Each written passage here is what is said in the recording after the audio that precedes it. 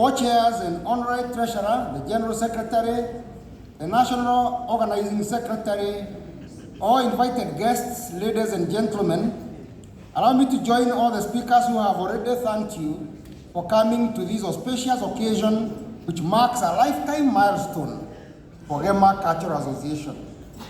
This is a lifetime milestone because today we celebrate the integration of the Kamba community into Gema Cultural Association, fulfilling a dream of many previous generations that went before us.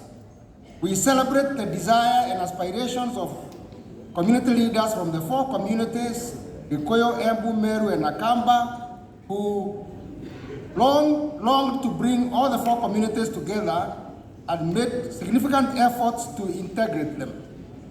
We celebrate the unlimited possibilities and ripple effects that will emerge and arise out of this integration at the social, cultural, economic, and political fronts, strongly influencing the well-being of the communities and Kenya as a whole.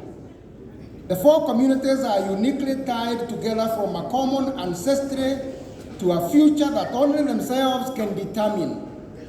We historically migrated into Kenya from the Congo in the 1400s, as the historians tell us. We have lived together harmoniously and peacefully and have never fought. We have supported and sacrificed for each other, especially during difficult times, like during famines and other calamities, sharing food and sheltering whole families in some instances for the calamities to pass. We have traded with each other over the years, sometimes through barter or monetizing our wares.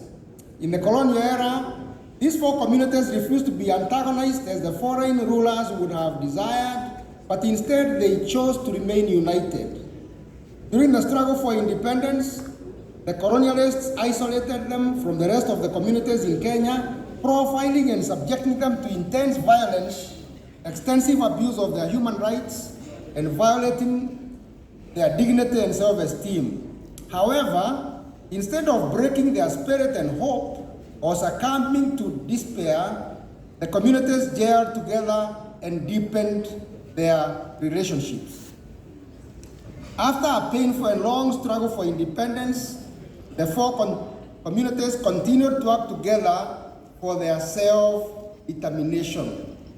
Culturally, young men and women have found soulmates across the boundaries with ease, deepening friendships and relationships. The Kamba are fondly referred to as by the others, Adonia Ito, which they truly are. Similarly, the Kamba share the longest boundary with their brothers in Kajiado, Nairobi, Kiambu, Murang'a, Kirinyaga, Embu, Tharaka Nithi, and Meru. Along that long boundary, the communities have coexisted peacefully and crisscrossed into each other's territory without conflict. We are truly one. Ladies and gentlemen, fast forward, and without belaboring the history, allow me to observe a few things that have happened in the recent past that draw us close and inseparably destined for each other. The most profound is what happened between 2005 and 2007, when there was a clarion call by the then opposition that sought to isolate the Gema communities. You all remember what happened after the election of 2007 and the mayhem which followed. Immediately thereafter, there was need to form government.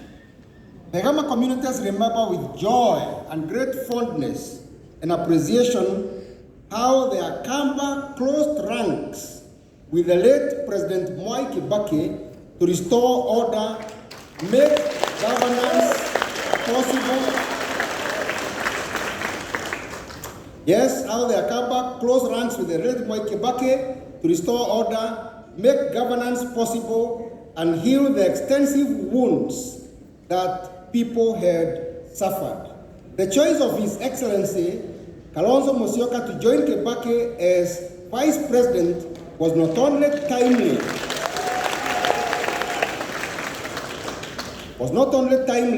but helped stabilize the country that was reeling towards a failed state. Thereafter, working harmoniously as a team, Kibaki and Kalonzo were able to lead Kenya to realize a growth in its GDP nearly as good as had happened in Kibaki's first term. Ladies and gentlemen, as Kenyans, we must not be afraid in identifying ourselves with our communities. The celebration of our cultures, diverse ethnic values, and collective efforts for unity are enshrined in our Constitution of Kenya 2010. The Constitution affirms the importance of our ethnic cultures, ethnic diversity, languages, art, crafts, and other symbols as an expression of the rich heritage we share as a nation. This phenomena should be our national strength, but has periodically been weaponized by some political leaders of governments, creating unnecessary fear, ridicule, or stigma. This should never be allowed. Weaponizing ethnicity was a response of the colonial administration to Kenyans agitating for independence. Traces of it have raised ugly head in the successive independent governments, the extremity of which was the proscribing of Gema and other community organizations during the Kanu regime. This was intended to undermine the targeted communities. Instead of killing the communal spirit, the people became stronger and determined towards self-determination. We pray that our communities, the judiciary, and indeed the legislature, while legitimately punishing any who may promote negative ethnicity, will not try to take away the rights and privileges of our cultural heritage. As the adage goes, mkosa mila ni mtumwa, all should work to remove the vestiges of slavery that characterize the shame, stigma, and fear that was directed to our communities. Gema desires to see such affirmations of all our communities across Kenya. This integration of a Kamba is a manifestation of the friendship which exists and which should be across Kenyan ethnic communities. We have been reaching out to other communities with the aim of building formal and informal partnerships and cooperations in accordance to the provisions of our national constitution. Ladies and gentlemen, as we wrap up this ceremony, we join the other Kenyans who have voiced their concerns and observe that Kenya is headed in an uncertain direction and urgent remedial measures are needed if we are to salvage our nation. We reiterate what has been said in other forums and by other organizations and agencies. Kenyans feel overwhelmed by many challenges, and I wish to mention a few. Most significant of them is the ever-rising cost of living, affecting some of the most vulnerable segments of our population, which should be tamed. Appropriate safety nets should be put in place to cushion the vulnerable, especially the aged, widows, orphans, and women.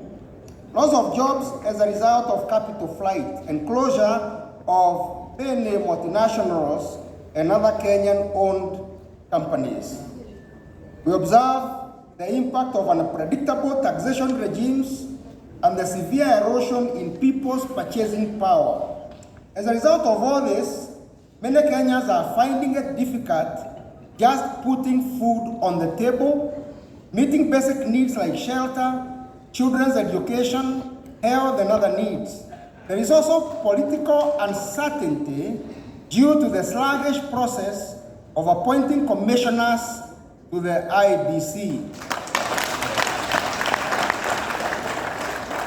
We consider it very reckless as Gema for the government to be very sluggish in appointing IBC because that is the constitutionally appointed body in Kenya to help us manage our democracy and keep the country away from the path of harm.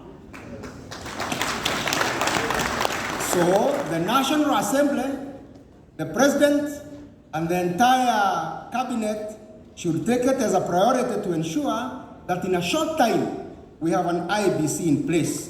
It is not a privilege, it is a right of Kenyans. Kenyans are frustrated as the economy experiences challenges due to mismanagement of resources, wanton corruption, shady deals like the Adani, which has been in the press a lot, over borrowing, which have made the economy and cost of production too high. Most of the agriculture sector is in shambles. More resources and support should be given to this vital sector, which engages most Kenyans as an area of job creation. We worry about the education sector, which appears to be surrounded by confusion. The government should be resolute on what ought to be done, and if need be, revert to previous working models of funding at all levels of education. Kenyans are concerned at the rising crime rates in Kenya. And femicide, the killing of our women, is a matter of great concern to our communities, and within police and other law enforcement agencies should be very vigilant and contain crime for every Kenyan to feel safe. Having said that, it is the duty and responsibility of every Kenyan to ensure that the country is safe. And all Kenyans must become a lot more vigilant in their homes and in their neighborhoods and stem rising crime and violence and reporting in good time when signals and signs of trouble are seen. All these situations notwithstanding, Kenyans still have hope that things will turn out for the better. Kenyans have surmounted many challenges in the past. Even now, we are sure we shall overcome. Ladies and gentlemen, as we come to the close of today's celebrations, we assure our four communities and the entire public that Gema is committed to your welfare and is reflecting on interventions that will support, propel, and strengthen our common welfare. Relevant proposals will be made periodically to the duty bearers within Gema and government at both county and national levels to undertake and discharge their responsibilities towards the welfare of the communities. We are also alive to the fact that there are many choices and decisions, actions, programs and projects, plans that individuals and families and communities can take to improve their welfare in collaboration with government and other organizations and people of goodwill. Kenyans really must grant only a certain level of responsibility to government for their normal welfare. It takes rolling up our sleeves, working very hard, utilizing the opportunities that are available to improve our welfare. And we believe that coming together like this as Gema communities ought to open new possibilities for all of us to improve our prosperity because of synergizing and working together. In coming days, we shall share any insights that we get and commence activities that we can engage in as members of Gema at various levels and the market lines, and we shall convey such information as we generate it. May God bless us all. Long live Gema Cultural Association. Long live Kenya.